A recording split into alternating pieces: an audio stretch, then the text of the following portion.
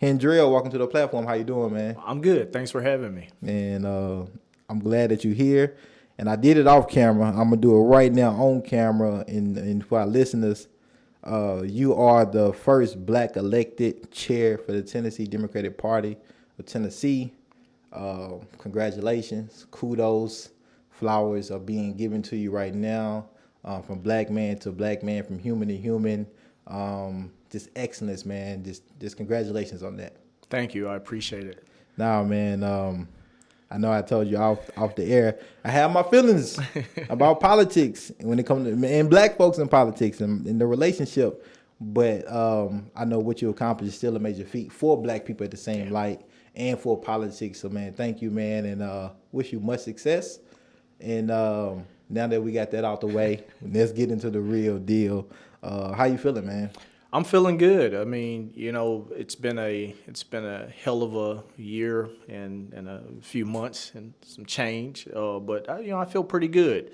I think I'm in a really good place. I think the party's at a good place, and my mindset in life is that it could always be worse, as long as we're heading in the right direction. I think that's good. Now, am I mentally sane as I was a year and 3 months ago? Hell no.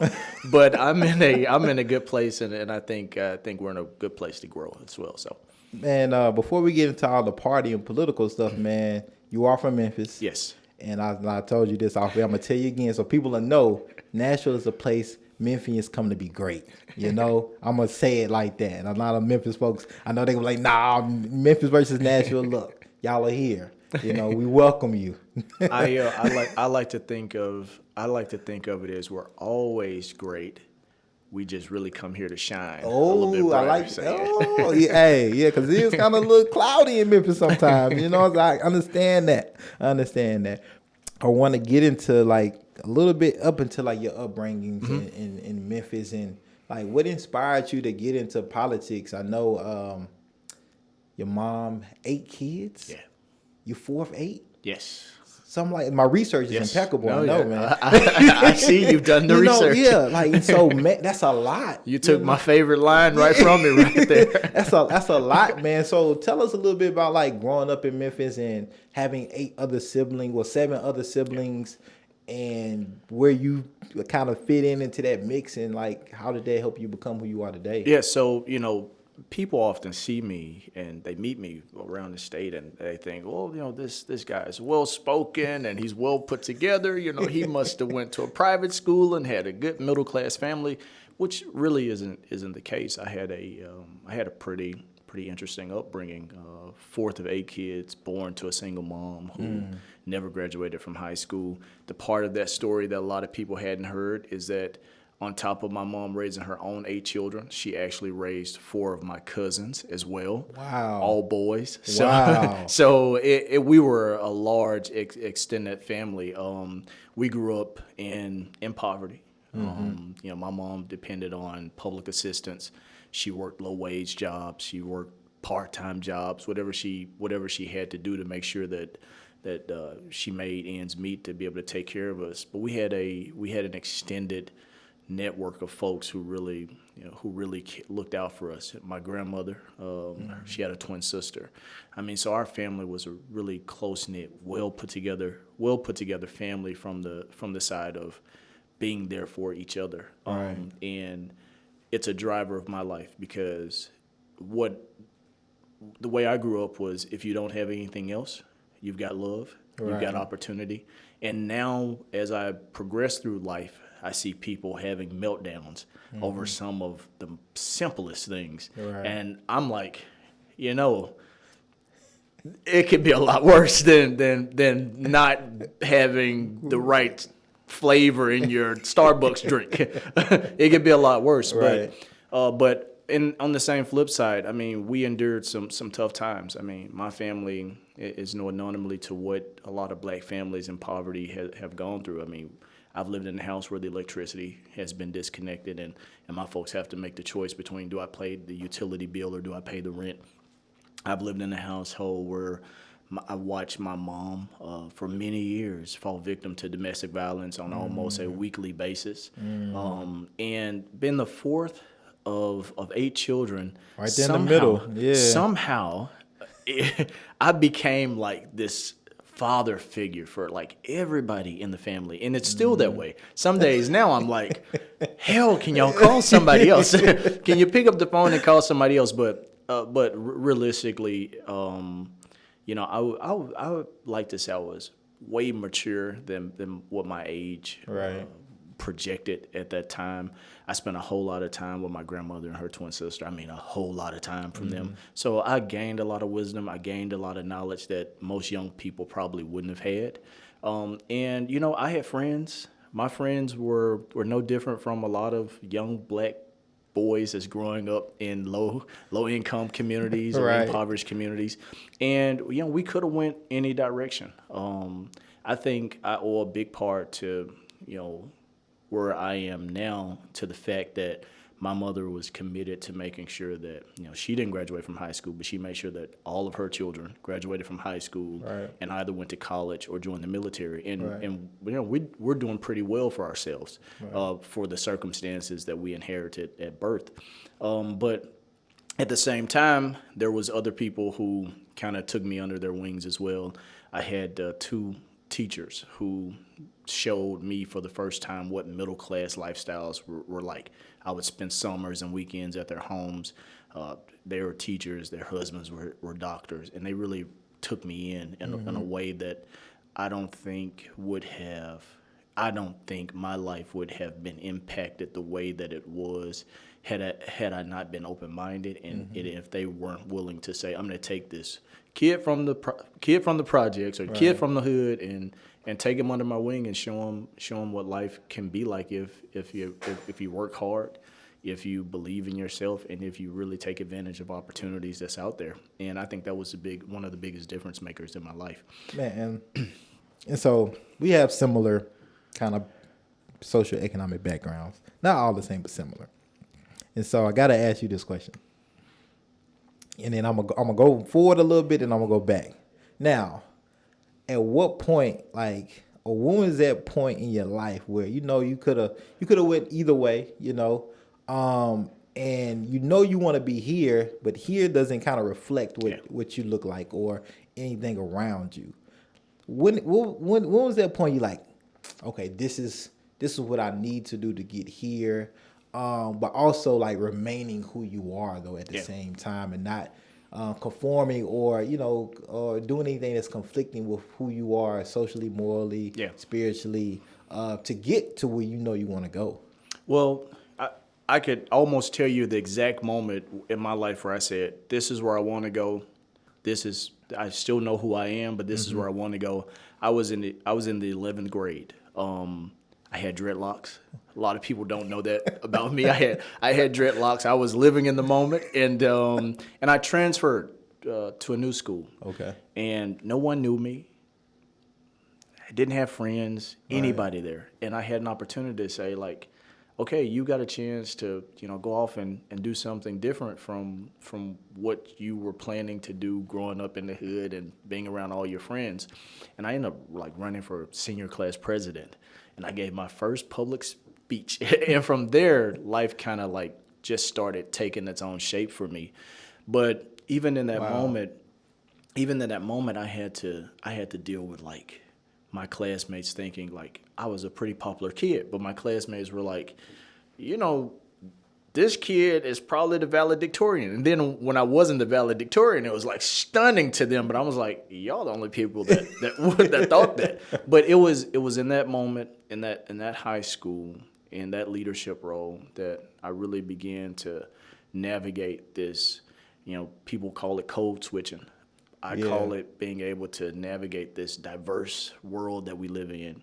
How do you interact with white people? How do you interact with black people? How do you interact with Asian and Hispanic people, but still end up being true to yourself? Right. And I think my upbringing plays a huge role in that. You've got to accept opportunity, embrace opportunity, but you don't have to be untrue to who you are at the core. And I think that's the biggest piece of what guides me, even today. Have you ever struggled with that? I haven't. People look at me and they probably think, he talks well, he thinks he's white. Right. And I'll tell you something.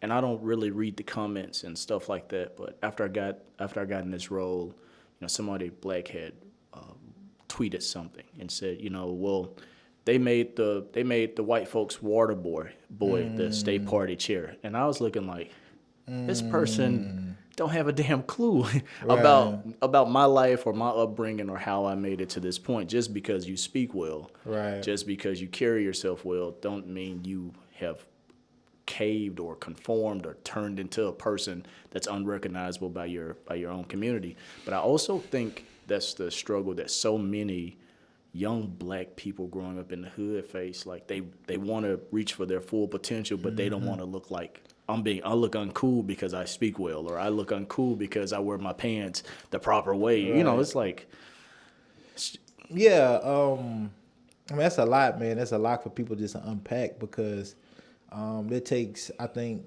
bravery. You have to be courageous and know who you are, because for some odd reason, and I think it's a lot of self-hate. Just the mentality of an oppressed community, a culture, that, for some reason, blackness has to be synonymous to like either poverty or speaking a certain way or dressing a certain way. And that's not true. Yeah. But however, we're harder on our black men or women that, are in positions of power or influence that, may quote unquote sound or talk white or sound proper, or just don't sound like the people that they are familiar to speaking like that is black to them. Yeah. And that's something I think we're gonna have to address. I've been a victim of it, growing up young in that area. Like, he has on loafers and pants, I can definitely take his money, and not understand, as just a young kid, right? Not understanding like that man or woman could have grown up, if not in a similar rougher circumstance than I did, and they just are in a different role. Doesn't take anything from who they are. And to your point, it gives you an opportunity to really realize that you can cave to peer pressure, and you can be like everybody else. Right. And you can let what other people think alter who you become. Or you can stay true and solid on what you're trying to accomplish and who you want to be and feel good about it. Like, hell, if I talk proper and it sounds good, as long as I'm happy with it, oh well. If I wear my loafers and some khakis and a button down, and everybody else rocking J's, which all my friends, I'm complete opposite. Like, and I say that for the record. Most of the people who I grew up with, like, I'm completely opposite from them. And I've got like 7 friends who I've been friends with forever. But just because I've changed and I wear suits every day, I've never looked at them and said, your jeans and your J's. Or vice versa. Yeah. Or no, we don't look at each other and go, I'm better than you, or I'm not, or you're not as much as me. And I think that's the difference maker, and especially within our community. But one of the things that I've tried to stay true to is, being black. Even when I go into spaces where, and I visited some counties where I go talk to a room of 100 or 200 people, and I'm the only black person that I've seen since I got into the county. But I always say it at the very beginning of those conversations. I go, let me first state the obvious. I look a little bit different than everybody in this room, and everybody just breaks out laughing, because I think people understand that if you're comfortable with who you are and what you can offer and what you can deliver, then you don't have to run away from who you are. Yeah, man, that's good to hear, because I think too, assumptions, right? Yeah. A lot of us, because look at him or look at her, especially in politics. Yes. Many believe that you can't do both, right? You can't be who you are completely and be in a high level of politics. Yeah. So again, man, congratulations. I'm giving you flowers now. I'm glad that you're staying true to who you are. And another point I might add, just before we move on, as black folks and as black men, it's a lose-lose situation, because if you dress like you are a professional, right? People think you're too good. Yeah. Like, look at him or look at her. She thinks he's better than everybody else. And if you dress the complete opposite, like a quote unquote like thuggish or urban or just or pro black or whatever, you know what I'm saying? When that can be whatever, then like you know, you get chastised for that. Yeah. You know, your hair, your beard, your wardrobe. But so it's like just be you. Because either way, you know, and they say if you don't have no haters, you ain't popping. Yeah. And so there you go. But that really resonates with me just personally because just through my experience, my evolution as a person, like those are some of the things I had to figure out to navigate. Yeah. But even though I knew who I was, having to combat it from other people that look like me, right? A lot of times, or just giving me one angle of the story. Like, hey, yeah, you can assimilate, you know, to whiteness, and yeah, you know, you could possibly get moved up, and maybe that works. And that be it. Like, well, tell me the other side. Tell me if I don't assimilate and just be myself, and what happens then? Can I still reach my goal or whatever? And so I always got this one side of the story and then get both. Yeah. So I feel it's important to always, especially give youth both sides. Yeah, if you want to, you can do that. But you know, you can be your complete self, whether you're white, black, Latinx, Asian, whatever it be. You can be your complete self. And the world, you know, it might be coming with a few extra barriers. You know, it's gonna happen anyway, just pure off your blackness. Yeah. But like, hey, but you can be comfortable in your own skin, and you'll eventually get there. And I know we've spent some time on this topic, but I do want to say this because I think it's important, especially for young African American males and females, black and brown people, to realize that unless I'm walking into a room and saying, "Oh, I'm Hendrell Remus and I'm white," you know, wanting to be successful, wanting to be well put together, wanting to have something different, that doesn't make you white. Right. That doesn't make you want to be white. That doesn't mean you're acting white. That means, hell, I just want to be successful. Right. This is how I want to dress. This is how I want to, you know, I could put on jeans and a T-shirt every day, but I feel like, you know, I feel kind of fly wearing a suit every day. You're right. So it's different flavors of what black means. And unless a person standing in front of you saying, hey, yo, I'm white and you clearly black, then I think at that point that's when you got to start being like, yeah, this person's probably a little bit off the rocker, but man, Hendrell, man, let's get into some politics, man. Let's do it. Let's get into some different angles of politics, and I'm gonna go ahead and throw a fastball at you right now. I'm gonna say that politics, voting, has not benefited black folks since about 1968. I would say since socially and economically has it benefit black folks. Therefore, why should I continue to vote, Republican or Democrat? Why should I participate in that freedom and in that right that I have as a United States citizen, even though we all don't have that right, unfortunately, if you've been incarcerated or caged. But why should I continue to practice that right to vote if I see like, man, I don't see no social or economic change for people that look like me, even though we have great representation like yourself in these political parties, have these titles, but I don't see it trickling down to me and my community. No, I think you're right, and I think you said 1968. I actually think the political process really hasn't benefited black folks the way that it should since Reconstruction. You know, at that point, you know, we were electing black governors and black senators and black Congress folks, and then all of a sudden you have a president that pulled federal troops out of the South, and then all hell breaks loose on African Americans. Representation starts to dwindle, rights start to dwindle, and then you have situations that led to places like 1968, and even today, systemic racism in our criminal justice system. Even I worked in corporate America for years.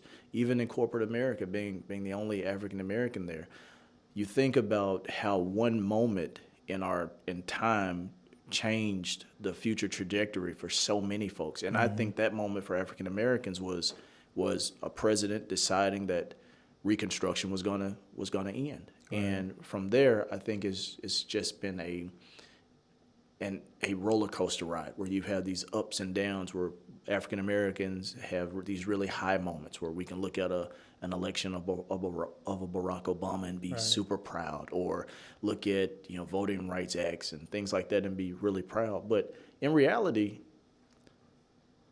we shouldn't have to look at these one-off moments and be proud. This should be a regular thing for African Americans and for brown people, right. Black and brown people. But I think the bigger piece is this. People have become so disconnected from politics because politics don't look like folks. Mm-hmm. Politics don't really truly represent where the heart of people is. And politics is probably the most hypocritical business that a person, I mean, I'm right. in politics, right. but I try to be true to a point where you're not going out and you're not and being a hypocrite. Mm-hmm. And you can't keep serving up the same thing and expecting that people are going to be like, oh, I'm so happy to go out and vote. Right. And people are looking at it like, no, I'm not happy to go out and vote because nothing's changed. Right. My life hasn't really been impacted in a positive way that I can look at and say, oh, when the next administration comes or when the next Congress comes, all of this is going to be rolled back and changed forever. And I think until we get to a point where politics is cementing, mm-hmm. We're talking about like the Voting Rights Act.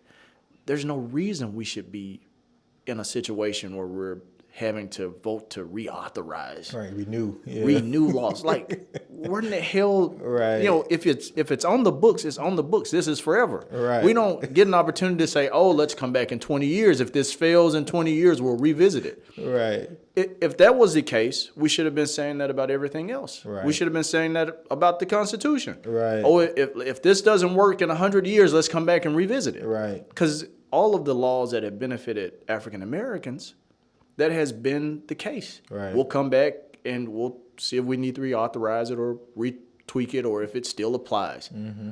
Come on. Right. Until we get to a place where we're cementing in stone things that benefit African Americans, rolling back a lot of the injustices that African Americans have faced, then that's at that point, I think African Americans will feel good about, okay, I'm going to go out and I'm going to cast a vote for somebody. But then in that same breath, you have to have representation. And when people see representation, it's just not about putting someone that looks like you in a position. Mm-hmm. It's about someone who's actually thinking like you, someone who's actually willing to deliver the results that will change your life. I'm in politics, but a lot of it, I look at it and I go, you know what, we should be doing something different here, or I wouldn't do it this way because most ordinary folks probably don't care. Right. About the grander scheme of it. It's about how does it impact me as a person. And people have so many similarities. It's a broad stroke on if it benefits you as a person, chances are it's going to benefit most of the people around you or most of the people who look like you, because there's not this very intricate level of policy making like politicians try to sell us. For me, I think they do a better job selling people bullshit than they do actually delivering results on things that matter to people. Yeah, and I think people are exhausted, right? Yes.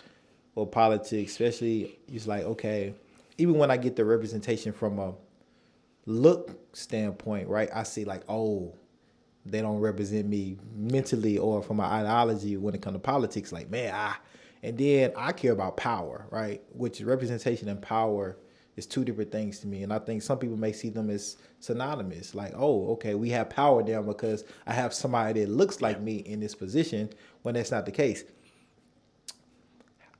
How do we get away from that, right? How do we get away from the, okay, that person looks like me, so that means like they're gonna give me the benefits that I need to empower my community.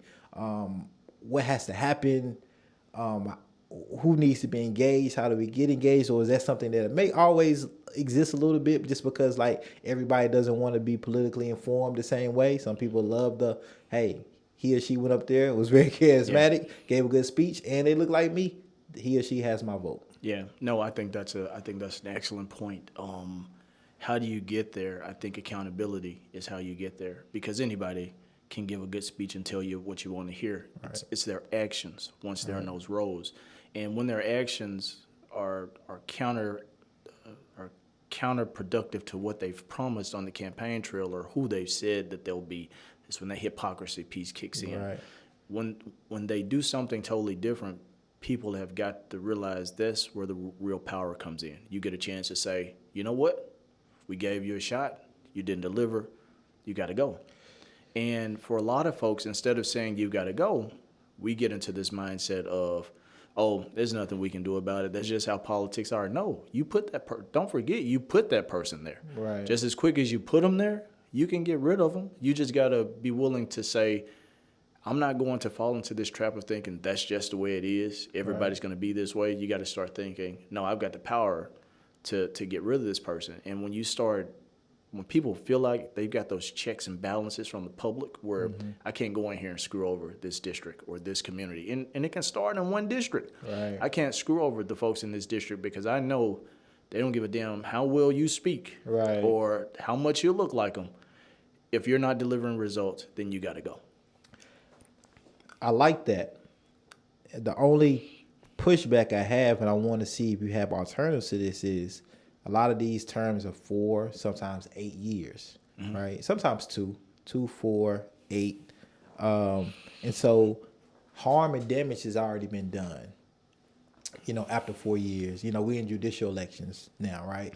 You elect a judge, he or she is there for 8 years, and it's hard to, so what are some actions community can do, if there are any, if I say, okay, there's a candidate, I voted for him or her, first 2 or 3 years in out of a 4 year term, they're harming my community, and it's a collective sense around that. How can I get him or her out of that before having to wait another 2 years or another, 4 years of harm and damage to my community, that they, again, they ran on one platform and doing a whole different. Is that something that community can do to participate in something like that? Well, it's something that I learned a long time ago, even before I was in this role. There's 2 things that move politicians: money and the threat of them losing power. When they feel like, okay, the donor base is not going to be there for me because of the situation that's being created, or the opposition has the resources to be able to really prop up a message to highlight either my failures or to get rid of me, then their actions start to change a whole lot.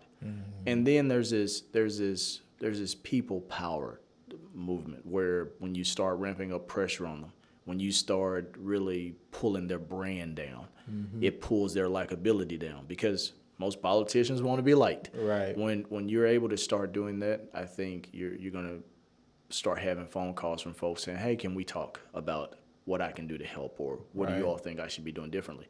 When you see that happening, and I think we see that narrative playing out now, like in the Democratic Party over the last few election cycles, where you have a very progressive side of politics and a more moderate, middle of the road group of folks in politics. And you see the progressive movement across the country has become very vocal, have agitate the hell out of the centrist model. And don't get me wrong, there's some folks in the middle who are great and doing a good job. There's some people on the far left who are great and doing a good job. But you see that narrative play out when career politicians, the status quo, have been there for a long time. When they start to get this agitation, they start to get agitated. Right. And they start scrambling because they want to know, hell, I don't want my brand to be tarnished in the midst of this. So what can I do to fix it? And it starts pulling them in a different direction. So that's my opinion. It's having the money, and then having the power and the influence to agitate the hell out of the situation. Money. I love talking about money. I majored in economics, got a master in business economics. I'm a money person, right? And I always believed and still believe, economics should be the first foundation of any community, right? Building group economics. In my specific case, I really and all in on building Black economic power.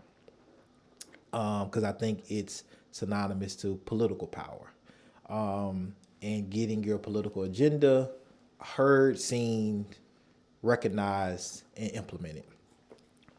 Far as when it comes to the black community in politics, again, two black men talking, and I think this is crucial. We don't have, nationally in this country, a lot of economic power, right? We see oftentimes in politics a lot of other community agendas being pushed, approved, and other communities taken care of during many administrations. In the Obama administration, one of the things that came up was like, what did he do for black folks?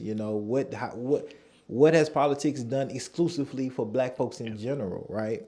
And I think economics plays a real role into that because if I don't have the money, the lobbying power economically to push state legislators and state officials on either party, whatever I represent, it's going to be hard for them to take me serious, I believe, when it comes to getting my agenda fulfilled for what I think is best for my community.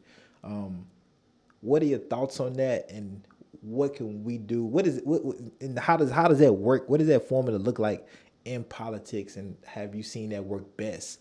And what are some best practices black folks should do or continue to do to get their agenda, their voices heard and implemented at a state, local, and federal level?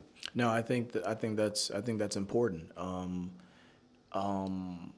Let me say, we have individuals, corporations, big philanthropists who consider themselves allies. I'm an ally of the African American community. Black Lives Matter. We're going to do everything we can to move the needle. Where we don't have the resources to lobby folks in Congress, where we don't have the inroads to call up a U.S. senator or call up a president, a lot of these allies do. So from them, we've got to start asking, don't just give us lip service and give dollars to our organizations. Start using your power and your influence to lobby these folks who can really move the needle for us. Use your dollars to keep your dollars. Don't give them to my organization. Use that money to lobby Congress on a criminal justice reform bill. Use that money to lobby Congress on making sure that the Small Business Administration is pumping more money into black community banks. Use that power to lobby those folks, because just giving me $100,000 to kind of silence me and smile and say, "Oh, this is my friend and this is an ally," man, it's really not moving the needle the way that it needs to be moved. If you really care about me, pick up the damn phone and call somebody who can make long-lasting change happen. I think a good model when it comes to black people, African American people, and power and opportunity and economic opportunity, I think the best model is Atlanta and Mayor Maynard, and how he was intentional about creating a class of black wealth where black business owners could get government contracts and could thrive, and that system that was put in place to help make that happen. And when we look at African Americans doing so well in places like Atlanta, you have to give credit to very intentional practices that were put into place. That, number one, what you don't want to happen is you don't want systems put in place that's discriminatory, and then the people that they were put in place to protect now becomes the folks who other people are looking at saying, well, I was discriminated against because I wasn't African American. This system was in place for African Americans. You don't want that to happen. You want to put a system in place that's fair, but one that's also very intentional about making sure that fairness is enforced. And I think the best way we get there, in my opinion, I think more cities need African American mayors who are going to be intentional about making sure that minority businesses get government contracts. More states need African American governors who are going to be intentional about making sure that that more minority businesses get big government contracts, and that trickle effect is happening, and that African Americans see an opportunity to really say, you know what? I'm willing to move to this state or to this city because I know that there's going to be opportunity there for me if I want it to be there. So we've got to be intentional about the folks who we're electing on the state and local level. And then, again, I think that from the federal government standpoint, the Small Business Administration is the best vehicle to bring money into African American communities with a very intentional goal, infusing cash into small businesses and black community banks. I want to get into your role a little bit. Then we're gonna get into some more politicky stuff, because Nashville is a blue dot, and a very red pie, So I want to talk about the history of that and like kind of what's that looking like going forward. But you are the new chairman. What power do you possess and have in this new role to kind of facilitate and shape what the Democratic Party looks like for Tennessee? Well, I don't want to sound like I'm a king or anything like that, because I'm not. Because people, I want to know what does that mean, and again, like I like focusing on power, right, in the decision making that people may or may not have, so that's clear, so people are not expecting something that somebody can't really do. So I want us to get clear about that. Yeah. So I think the most important role is I have the power to set the tone. Okay. For what the Democratic agenda in our state is going to be, whether that's setting it on, and this is a very broad network that I oversee. I mean, there's 72 people on the state executive committee who elects me, and then there's an additional 95 people who represent county parties as county party chairs and all of those officers, and then you've got all the people in this elected to the state house and to the state senate, and you have all these moving pieces. But I think it is the number one responsibility of the state party chair to be the convener of all of these people and to say, this is the direction that we're going to go, and this is how we're going to get there. And if you're not on board, then this is what's not going to happen for you. Right. And if you are on board, this is what we can do together. I think that's the most important piece, because once you set the tone, and for a long time, our state party hadn't had somebody come in and just set the tone and say, you know what? It is what it is. Right. This is it. And I've had to do that on a number of occasions. But I look back on those decisions, and people are saying, I'm glad we did that, or that really worked. If you've got a vision, and if you are the leader, then at some point you've got to be willing to say, this is what it is. Right. I understand that you might want to do something different. I understand that you might have an alternative agenda, but you're gonna have to take that shit and do it somewhere else. Excuse my language. No. You're gonna have to take it, and you got to. This is not a censor. You're gonna have to do it somewhere else. Right. And I think for a long time the state party hasn't been the convener of those ideas. Now, the state party has the ability to kind of control whether or not we're gonna have who's going to be on the ballot and who's not going to be on the ballot and all of that stuff. But as a state party chair, I wouldn't be the person. I wouldn't. And I'll tell you. Let me walk you through a scenario. Right. We recently had this situation where we've removed people from the ballot. Right. And the way our state party bylaws is set up is that it gives me the sole authority to be able to make that type of decision. It goes to a committee. That committee says this is our recommendation. They give that to the chair, and then the chair decides whether or not we're going to keep this person on the ballot or we're going to remove this person from the ballot. I have taken to the standpoint of I'm not going to be responsible for removing a person who's not done something extremely counterproductive to our morals and our values and our party. So I put it before the entire committee. I empower the folks who've been elected by voters across the state. Now, there are some decisions like what county parties will do. Will they follow a standard set of bylaws, or will they go out and be able to do their own thing?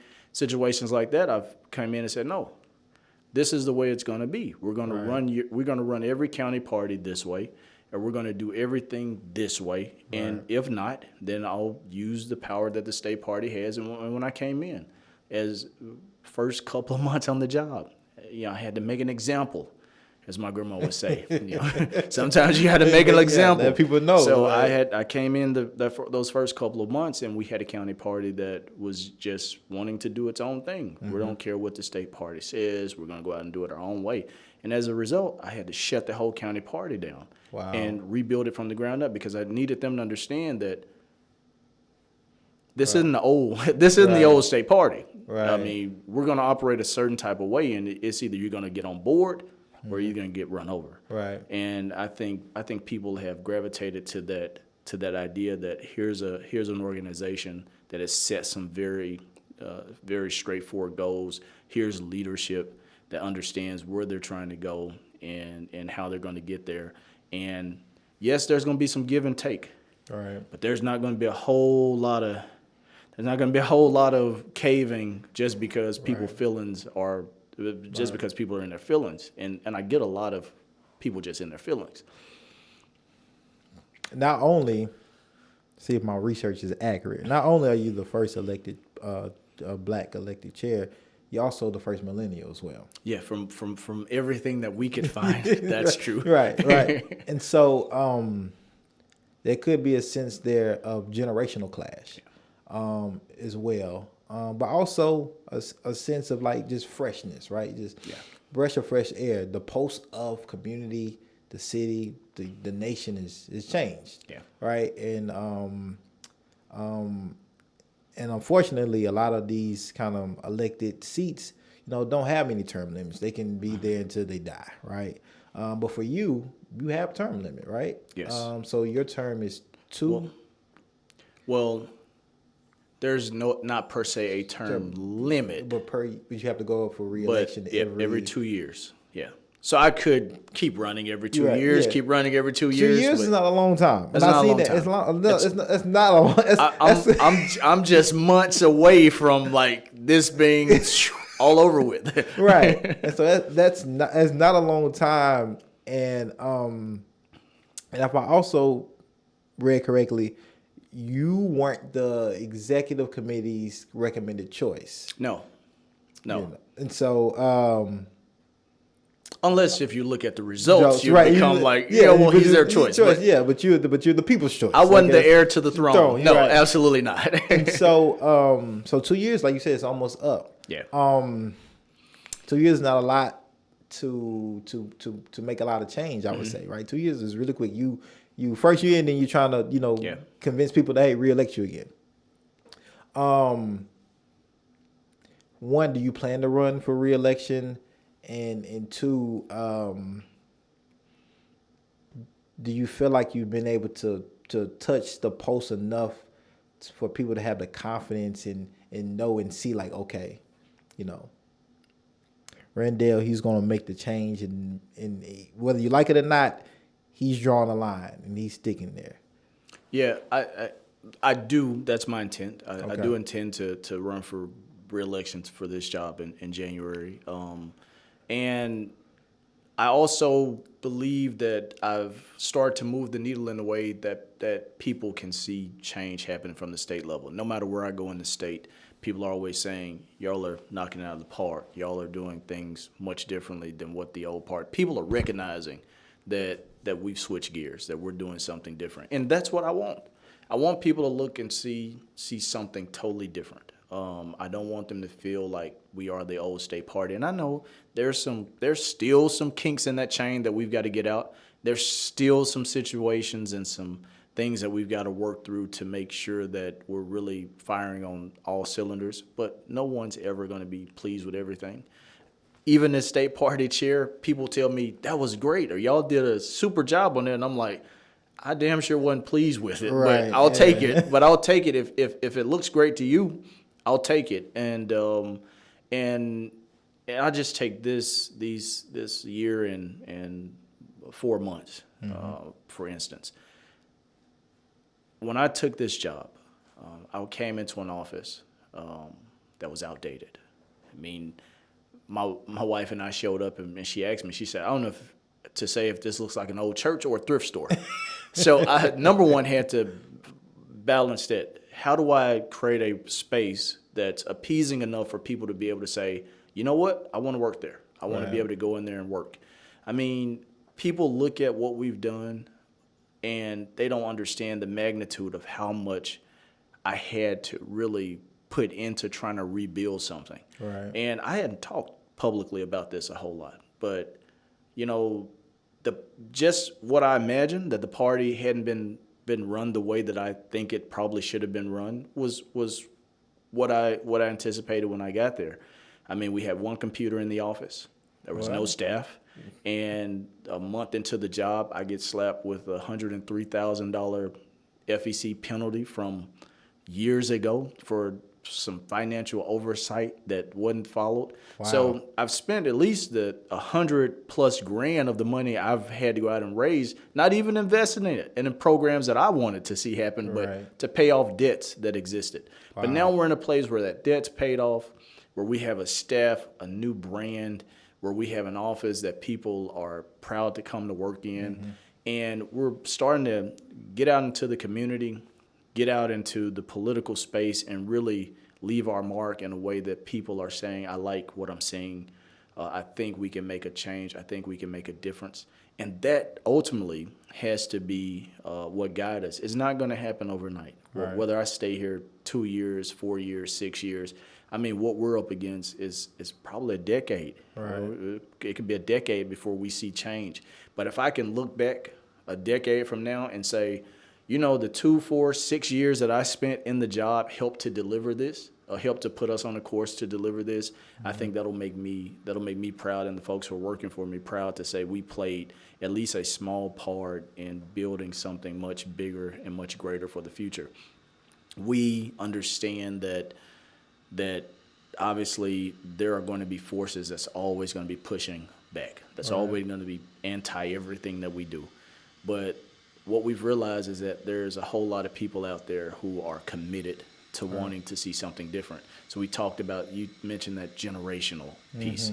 When I took this job, people told me there's an old guard at the state executive committee, or there's an old guard in politics that is not going to be receptive to change.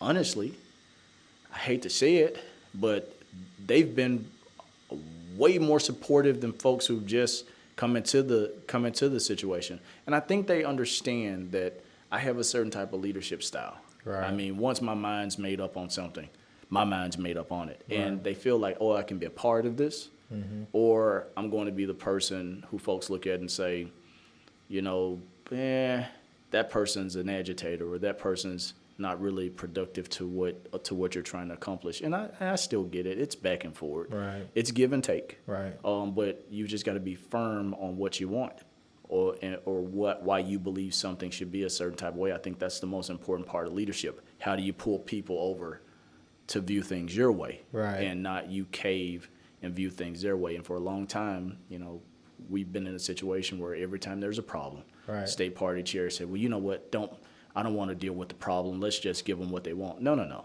Right. For me, I'm like, tell them to call me. Right. Put them on the phone with me. Right. And I think it's that type. People need to understand that that's never going to stop. I'm never going to be the type of person that they say, well, that person's pissed off about something. We're just not going to do it. That's not going to fly. When they say that person's pissed off about something, I'm going to say, well, he'll get over it, or she'll get over it, or tell them to call me. Right. And I think that's the difference maker. So I want to get back more into this last leg of the conversation, back on some politics stuff. Yep. I'm a community organizer.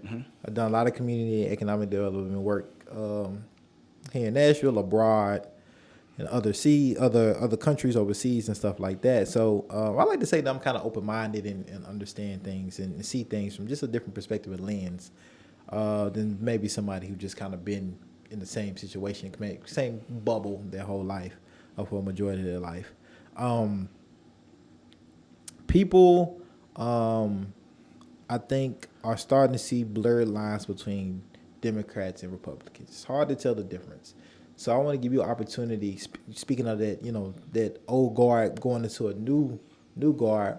What is the mission and purpose now of the Tennessee Democratic Party with you as chair? What is that mission? What is that purpose? And what is that different from what the Republicans are doing or not doing?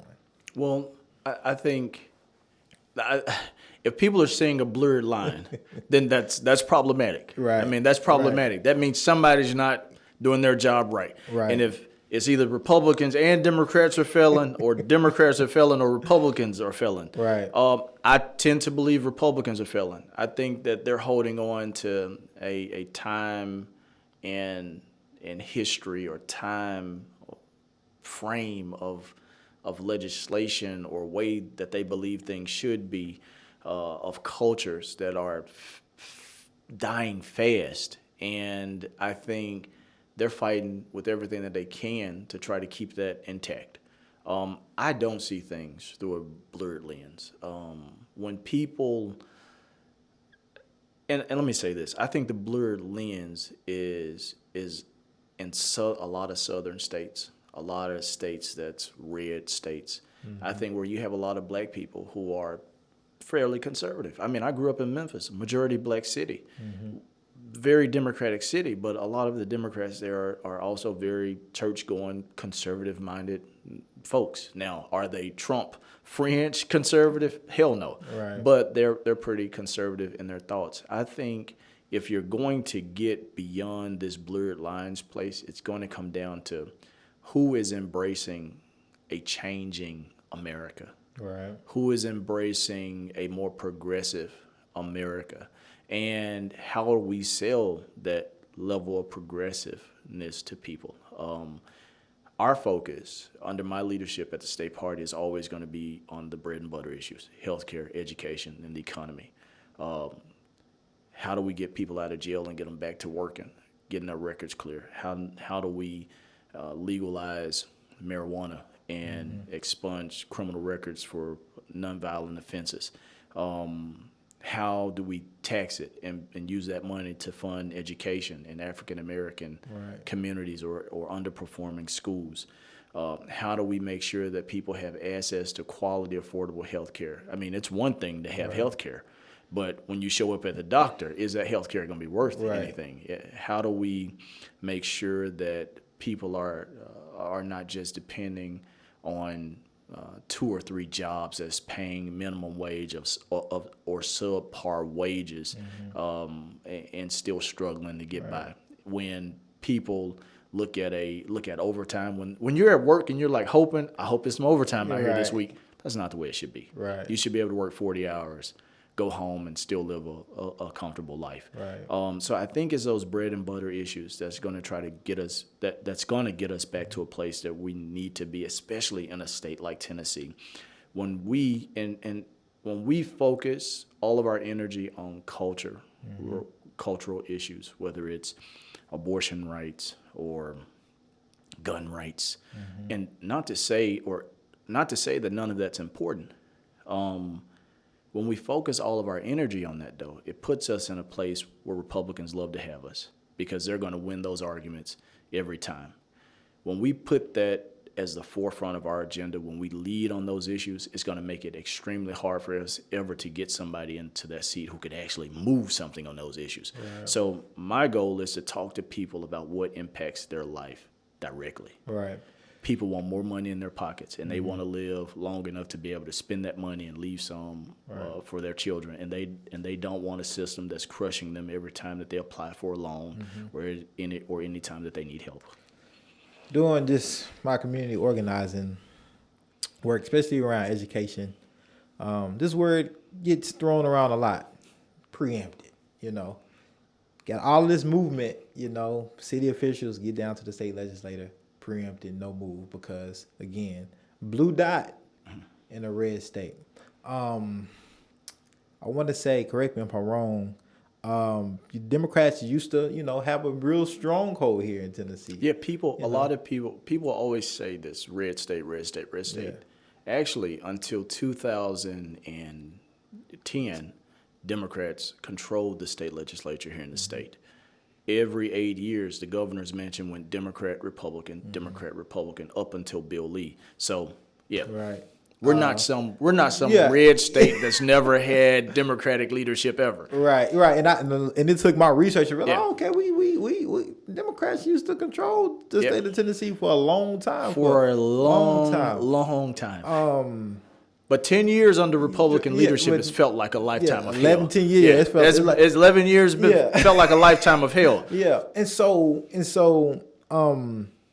How does the Democratic Party here in Tennessee like plan to move and not into a 12th year Yeah. or a 13th year where it's hurting a city like Nashville, where we try to be progressive. We want to do these things around education, healthcare, and all these other things, but it's hard to move that needle at the state legislature because of the people that's in those seats and the party that they represent. Yeah, I think that's a good point. Chances are they're going to be in power longer than we'd like. That's just the nature of how politics go. If we could wave a little magic wand and switch it over overnight, it'd be great.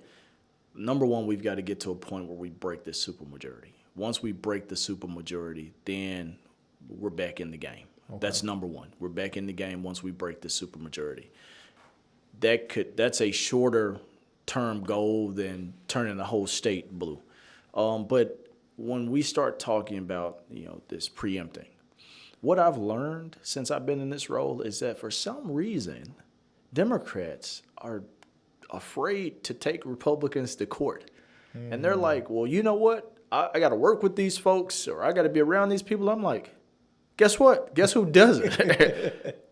Take them to court, because most of what we've seen is that when they end up in court, a lot of what they're doing is unconstitutional. Right. And it ends up getting thrown out, or they end up having to go back and rework the wheels. But I think another big part of pushing back on that preemptive approach that not just here in Tennessee, but Republicans take across the country, when you've got Democrats in control of Congress, in control of the White House, I think the administration, because we're more dependent on federal funds than probably any other state in the country. I mean, we are, and I say this, we are a true welfare state. From the standpoint of Tennessee depends on money from the federal government that they hate so much to keep the state afloat. When we have the power in Washington, we've got to use that to our control. We've got to be willing to say, if you're going to single out specific school districts on X, Y, Z, then guess what? These are the repercussions that you're going to have to face. If you're not going to expand healthcare because of X, Y, Z, then these are the repercussions that you're going to have to face. You can't keep letting people do you wrong and then keep showing up with a gift basket full of gold. Like, oh, here's a basket full of gold. Go out and do some wrong. I think here in this state, we hadn't done enough job to lobby the folks back in Washington to say, hey, stranglehold this funding or hold back funding on this until this legislature and this governor understands that they're going to have to do right by people. And I think you can break through some of the preemption that way. That's my opinion. I'm a community guy, right? You can see, right? My mantra is change yourself, change your community, change your world. Real big on community. Doing my plethora of years and just doing community work, I really haven't seen like the Tennessee Democratic Party like kind of like present in that type of grassroots type of coming to a community events, or any party, Democrat, Republican, Tea Party, whatever you claim, whatever you repping out here. But I think there's probably a need to see more of that. I think we have a lot of great organizations. I'm pretty sure throughout Tennessee, but in Nashville, and these are organizations out of reaction of what's not been happening, and what has not been benefiting the community, whether it's around housing, whether around a black political agenda, whether it's around transportation, homelessness. Right, there's a lot of really great work, laborers.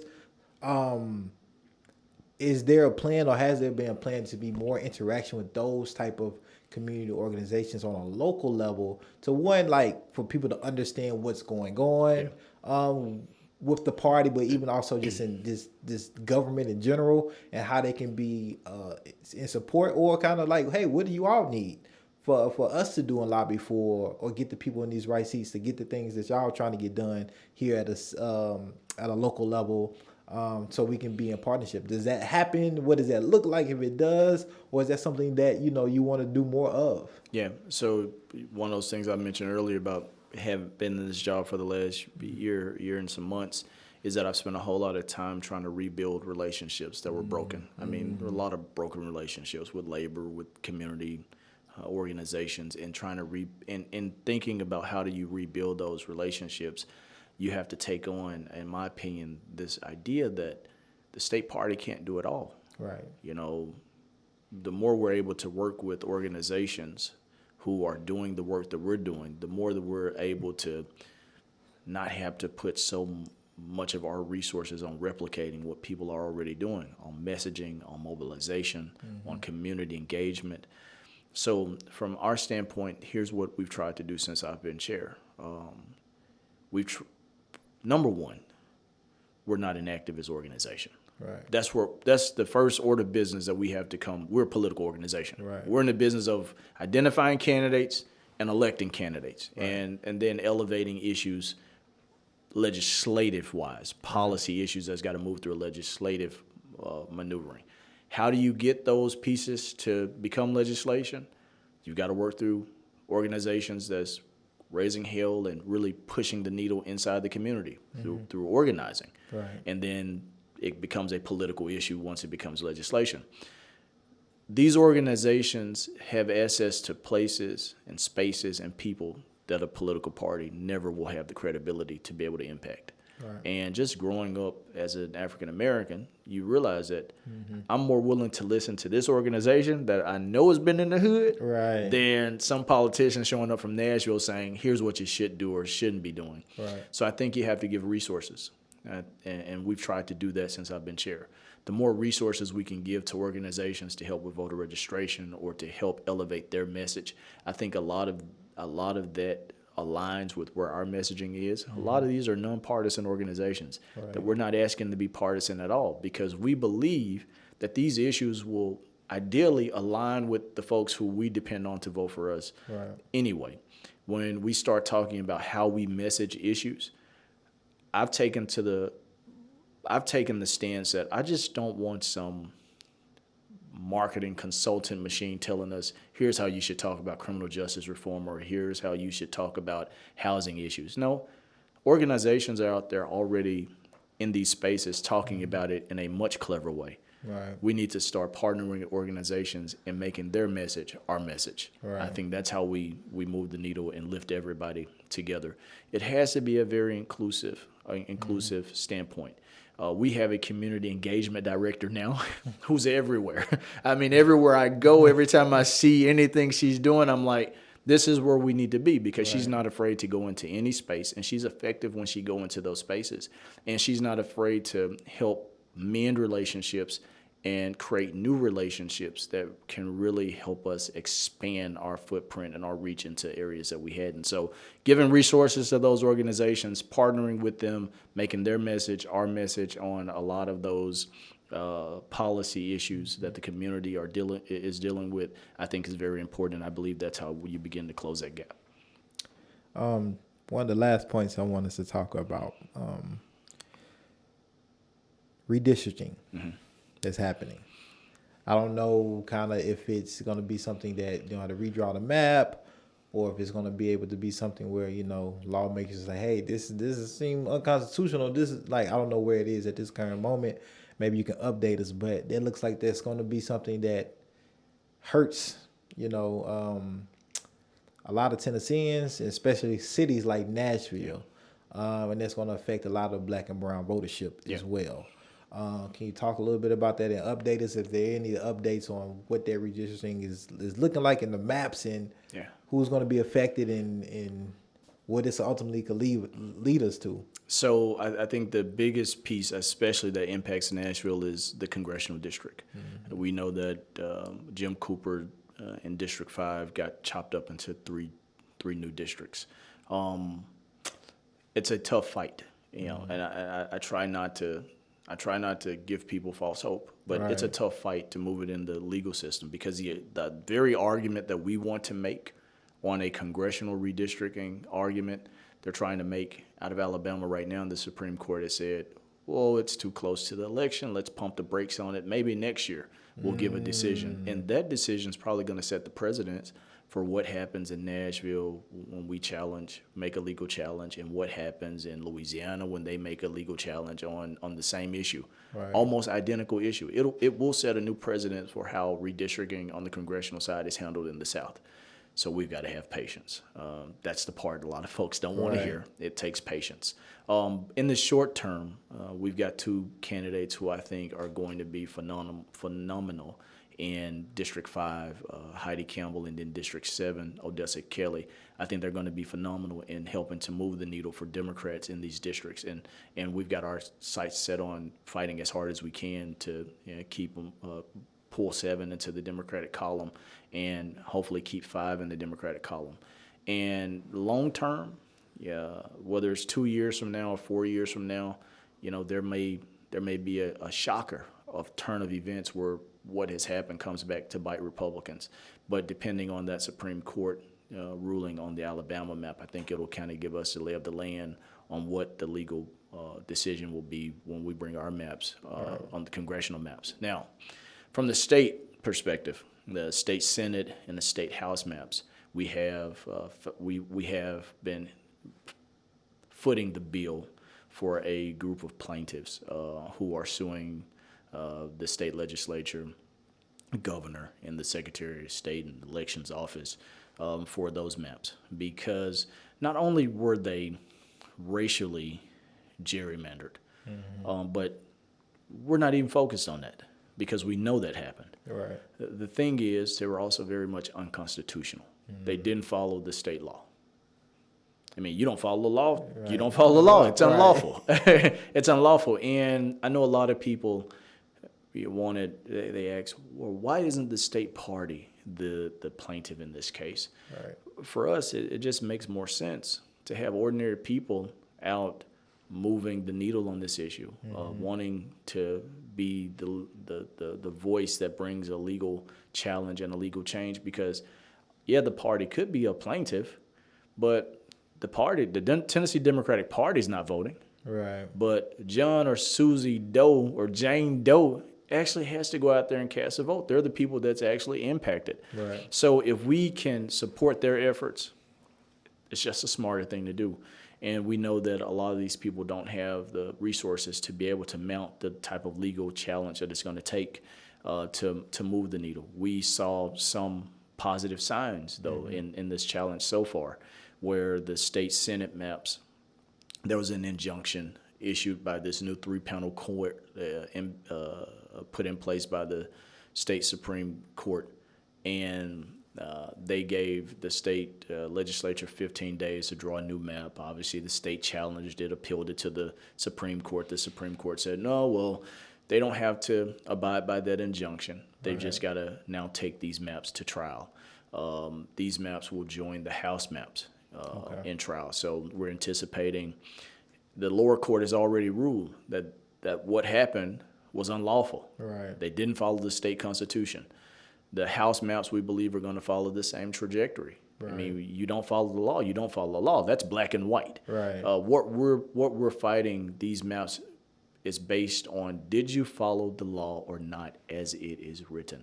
And Republicans haven't done that on a number of things.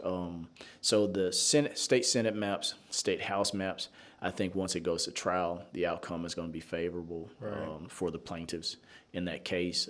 By default, I think it'll benefit Democratic voters because obviously the maps that were drawn were designed specifically not to do that by being unlawful. Right. I think it benefits us in the long term on the state House and Senate side. Now, that trial will probably happen at some point later this year, and we probably won't see new maps in this legislative term. But if they have to be redrawn, then the next elections will be impacted by what those new maps look like. Okay. No, thanks for that update, because I know there's just been something that's, I know on a lot of people's mind, I know Equity Alliance has done a lot of work around that here locally and on the state level, because they even have something, office in Memphis actually too. So I know they do a lot of good work. Shout out to them. And it's one of those things that, per se, if we would have challenged maps 10 years ago, if the state party would have challenged maps and really hunkered down for a long haul fight 10 years ago, we might be in a different place today Right. than we are now. Right. So for us, it's about, we understand that people want it now and they want it to happen now. But if we're able to pull this off in a way that where voters have a fair representation in the state house and state senate and in Congress, and if it takes us a year to get there, what it will do for us for the next 10 years is going to be important. Man, I want to kind of close out on this note, kind of two things. And at the beginning of this, I kind of said, hey, why should I vote? Why should I get involved in politics? You know what I'm saying? Because I haven't seen the benefits of it. I want to flip it a little bit and say, if people don't get involved in politics, right? If people don't get out there and vote, if people don't go get informed, what could be some of the residual effects of that? And, ultimately, what could be the residual effects of, our next presidential election? It's in 2024 when, people, especially on the Democratic side, I think people, just normal everyday people's like, oh, think Trump is going to run again, what is that going to look like for the country? Oh, we seen the mayhem before and what that stirred up in this country. And so, why should I get involved? What does getting involved look like? And how could I get prepared for 2024? There could be another kind of, fascinating election climate. I think, and the reason I got involved with politics is because I realized that the real political power truly does rest in the hands of ordinary people, of people who get up and go vote. I mean, we saw that in 2020. People couldn't stand Trump. Maybe they didn't like President Biden, but they couldn't stand Trump. And we saw what that power did. It turned out more people at the polls than ever in the history of voting in this country. I mean, so you see when people are mobilized and engaged and intentional about wanting change, what is possible. Now, if you don't get engaged and if you don't get involved, I think what we're looking at is an inflection point in our country where I mentioned in the very beginning, there are some people who are fighting like hell to keep this country in a place where they feel culturally empowered. And we're at this crossroads where we have to decide, are we paving the way for a new America that's more inclusive, that's more equitable, that's going to make sure that everybody gets a fair shot and an equal opportunity at a more prosperous and progressive life? Or are we okay with just standing by and watching the old guard, whether or not that's Democrat or Republican leaders who are entrenched in the status quo? Are we okay with standing by watching the old guard keep things where they're comfortable with? Right. I don't even want to say where they like them being or where they don't like them being, where they believe that they're comfortable at. If we are going to be the generation that forges us into the next phase of what America can be, of what the world will become, because obviously America will set the precedents for what the world becomes. Right. Are we okay with just accepting being stagnant or going backwards? Right. Or are we going to be the force that says, to hell with that, we're moving forward at all costs? Right. And it's this generation, it's this moment where we're really having to toggle back and forth with deciding who do we want to be, where do we want to go, and what role do we want to play in that. And I think all of us have the power to play a positive role in setting the future up to be something that's way more important than big corporations or career politicians who refuse to impose term limits on themselves. If somebody doesn't want to be a politician, because I think a lot of times civilly, that's how people feel like I have to run for something. To like, what are some other alternatives outside of being a candidate for in an election to be civilly engaged and informed and to affect what the outcomes are for a city, a state, a community, or a country? No, you don't have to. You don't have to run for office Right. to be the most impactful voice in the room. I think the most impactful voice in the room is what scared politicians the most. You just got to be willing to let your voice be heard, whether that's knocking on doors in your community, whether that's sitting in a coffee shop and encouraging people to get engaged and be involved. I mean, you don't have to hold a fancy certain particular role. You just got to be willing to not sit quietly or sit idly by and watch chaos ensue in the political process. You've got to be willing to encourage people to step up to the plate and really take their constitutional right. Don't take it for granted. Right. Go out and utilize it. And you've got to be willing to empower people that with the knowledge or the notion that they too have real power. And I think if folks who are willing to do that, the more people who are willing to do that, the more knowledgeable we become about issues, the more engaged people become about what the political process looks like. And I'll tell you a short story. You look at, people always talk to me about Georgia. One of the things that happened in Georgia that was revolutionary in organizing, the length that they went to with their relational organizing. Right. When you had a coordinated campaign, Ossoff and Warnock coordinated campaign, and a John Ossoff campaign who said, we're going to hire organizers who don't know a damn thing about politics, who don't know who the mayor is, who don't know who the governor is, who could care less about what foreign policy is. The more people were able to say, I'm disconnected from politics, the more they wanted to hire them because they thought, and their thinking paid off, if you are so disconnected from politics, then your friends and family, the people you're around on a daily basis, are probably just as disconnected. And as a result, those young people were able to go out and find people who were just as disconnected as they were and tell them about why it was important to vote, why it was important to register to vote, and then mobilizing and engaging them to move the needle in that state. Right. So it's got to be an intentional effort by ordinary people to want to be a part of that change.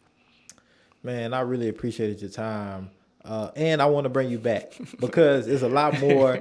And we got some big elections coming up next year. We got some big elections. And so I want to bring you back because, you know, we got the mayoral candidate election coming up next year. The governor, Governor Lee. Man. So, and I always tell people, so many people say, you're knocking it out the park now. I like you. I always say, come see me a few days after the elections are over. Yeah. And we'll see if you still like me. We're going to bring you right back right after that. Like, we're going to wait. We're going to wait until these. But I want to definitely bring you back right before once you get into the mix of it, because 2023 is going to be a big year. And I want people to be informed because, there's some things happening that it's like, come on now, what's going on? And so I love to bring you back and just on a regular basis because, people don't always know. People, when they see you a lot of times, maybe it's so much in a kind of formal, serious, really politics. And sometimes things can go over people's heads. Yeah. Right. And I know a lot of times you don't get the time to really articulate and be able to simplify things for people who may not be in the daily politics or it's just in that sphere all day, every day to understand what's really going on. So, man, I really appreciate you taking the patience with us and breaking down some things that are happening, but also just, learning a little bit more about you. And we got to get some pictures of you in them dreads, man, so people can say, oh, yeah, he was outside back then with us. And so, but I want to give you the last word and just, is there anything that, you want to leave us with? Whether that's how people can reach out to you or just party connection or just something that people should, reflect on and keep on their mind, after listening to this interview, man. Absolutely. One of the things, I am very accessible. I mean, if I'm nothing else, I'm very accessible. I haven't even changed my phone number. I still got the same cell phone number. So if there's something that you want that people want clarity on about what we're doing or how we're doing it or why we decided to do it, I mean, if they can't reach the staff, can always reach out to me via email or I'm on all the social media platforms. I mean, I still answer my own stuff on there. So that's very important. Right now, y'all, I don't know. You know, hey, in a couple of years, we don't know, but so get them now. But yeah, reach out. I do encourage people to reach out to me because there's nothing more than I like telling people about what we're trying to do and why we're trying to do it, and so that they have a real understanding of it. But also, I want people to be engaged. Mm-hmm. I mean, you've got a chance this year. We've got 3 elections happening this year. One happening right now. Yeah. You got 3 chances this year for you to help inspire somebody else to bring change in the community.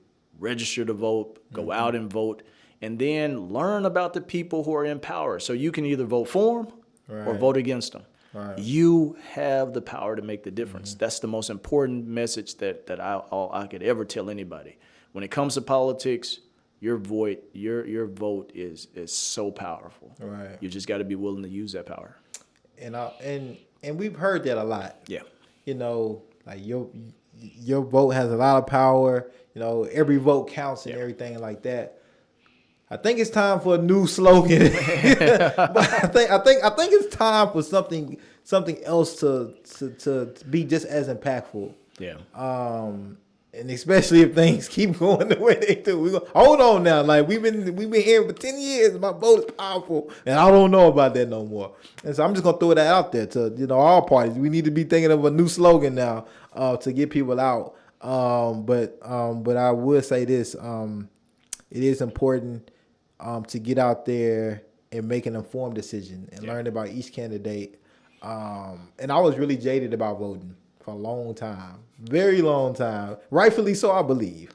But really invested in the local elections because those people you can run into the grocery store. Yes. You can say, hey, what are you doing? But you can really hold accountable. But start learning about policy. Who's making the who? Then you get to state legislator. Oh snap! I need to. But a lot of those people don't seem as accessible, I think, to many of us. So we just say, I don't even know who this person is, or what he or she does or doesn't do until you're actually affected by it. A lot of times. So man, I hope this is just you talking about relationship building. I hope this is a relationship we continue building, continue to have on, and give you this this Randall uncut version that you're not gonna see anywhere else. So I appreciate it, man. Thank you. And until next time, man. Thank you. Thanks for having me.